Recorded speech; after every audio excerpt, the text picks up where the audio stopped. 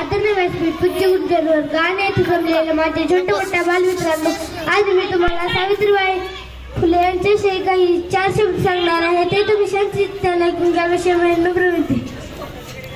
महाराष्ट्राची दिव्य ज्योती ओवाळू त्यांची आरती. महाराष्ट्राची दिव्य ज्योती ओवाळू त्यांची आरती.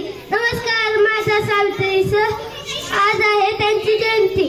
नमस्कार माझ्या सावित्री सर, आज आहे त्यांची जयंती. सावित्रीबाई फुले यांचा जन्म 3 जानेवारी 1831 रोजी सातारा जिल्ह्यात नायगाव येथे झाला.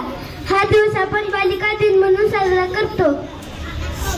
सावित्रीबाई फुले या भारताच्या पहिल्या महिला शिक्षिका होत्या. त्यांचे पूर्ण नाव सावित्रीबाई ज्योतिराव फुले असे होते. सावित्रीबाईच्या वडिलांचे नाव खंडोजी नवसे पाटील असे होते व त्यांच्या आईचे नाव लक्ष्मीबाई असे होते.